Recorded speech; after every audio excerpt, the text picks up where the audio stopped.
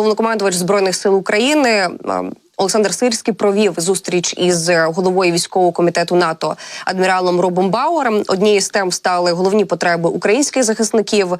Сирський розповів, що поінформував Бауера про ситуацію на полі бою. Додав генерал наступне, цитую: «Обговорили головні потреби Сил оборони України. Ключові пріоритети – це боєприпаси та протиповітряна оборона».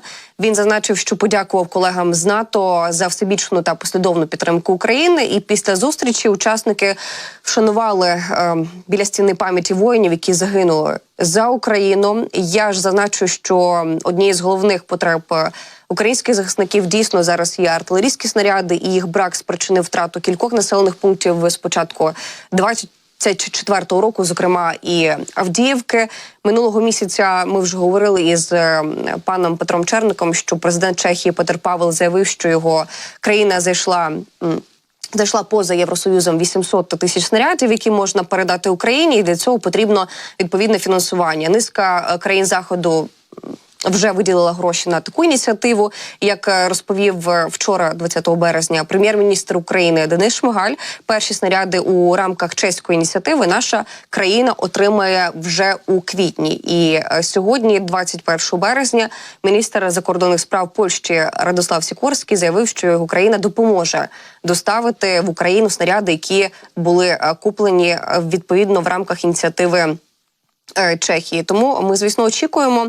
І про літаки ми неодноразово говорили, про Ту-95, так, які були застосовані під час сьогоднішньої атаки, і про літакопад. Але представник Головного управління розвідки Міністерства оборони України Андрій Юсов прокоментував удар Сил оборони України російському місту Енгельс, де знаходився аеродром. Сказав Юсов наступне, процитую: «Самі росіяни в публічних джерелах повідомляють про пошкодження щонайменше 2 літаків.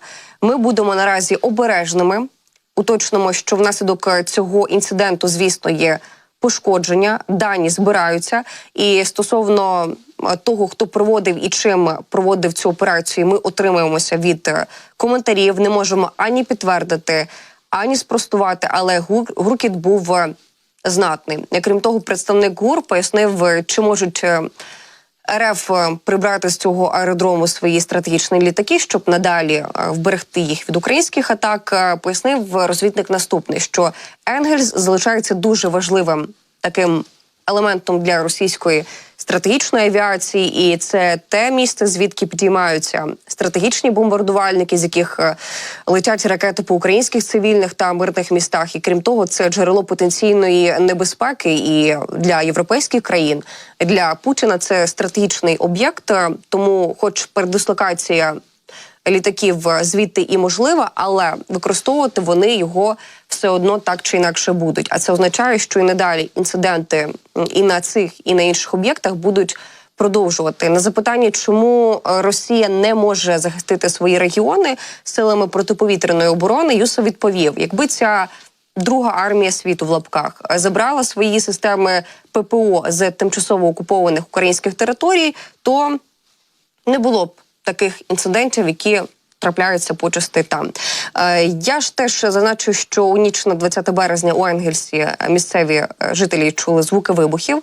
І згодом стало відомо, що по аеродрому завдали удару безпілотниками. Російська влада заявляла, що всі 4 цілі, які летіли, було збито. Військовий експерт і колишній співробітник Служби безпеки України Іван Ступак, коментуючи удар по Енгельсу, заявив, що після удару дійсно було чути детонацію, а це може говорити про успішне враження тих чи інших цілей, так, по території Росії.